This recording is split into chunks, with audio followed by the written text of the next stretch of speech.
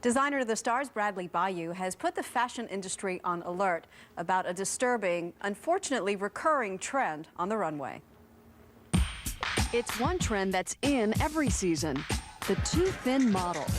Just because a small elite group has told us that thin, skinny, forget thin, emaciated is in, does not mean that it does not mean it's in.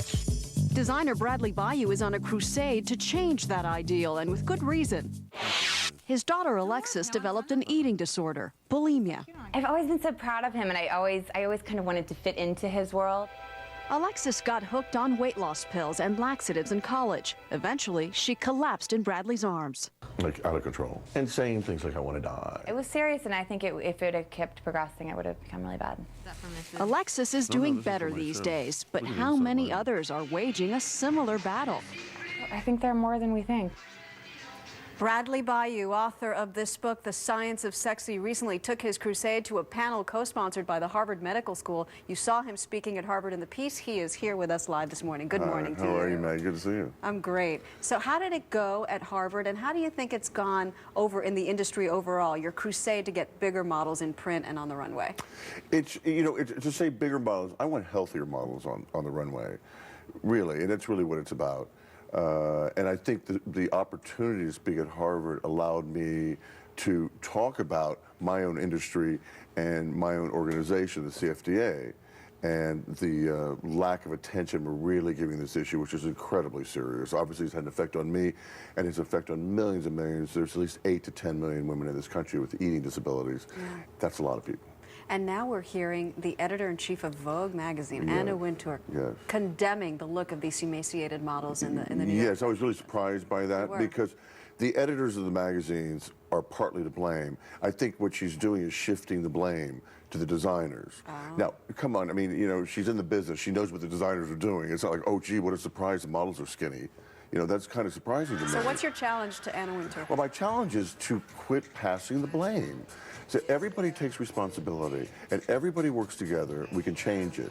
In other words, if the designers and the editors and the modeling agents and the models' parents, and everybody gets together and decides this is not a healthy thing, we must change it, then hopefully we can. Because if Anna Wintour starts to say that, I mean, for people who don't know, tell them how important her word is. Anna Wintour is the final word in our business. She has a lot of power. That's why it's surprising, because I think a lot of this came out of Anna Wintour and all the other fashion editors, you know, to make the skinny look and sort of keep the heroin chic look alive. It's even gotten worse. So, you know, I think that, you know, she's to blame. Quit passing the blame. I think this whole thing's become a blame game. Right. And so nothing gets done. So at least she's taking a stand, and I'm happy. Let's hope she really sticks to it, and let's hope she supports the designers if they do the same thing. Well, you know what? You're really going a long way to change people's image of what beautiful is. You talk about it in your book, The Science of Sexy. You show people like Oprah Winfrey and Queen Latifah looking unbelievable. They're not skinny. No, they're not. Because anyone can be beautiful. Well, you know this, Mag. We've talked about it. Sexy has nothing to do with being emaciated. Sexy has to do with balancing your body.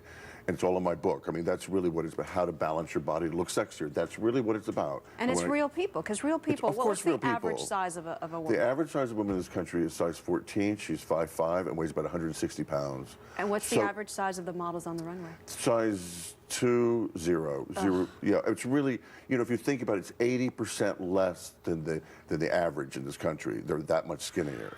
That's a lot. I mean, that really does not represent this country at all. That's a lot. So it will change. Luckily, your daughter is on the right track now, getting help for herself, right? She's doing great. She really is. I'm very proud of her. I'm very proud of her to speak out to, because it's not easy. What do you think it was that finally made her see the light?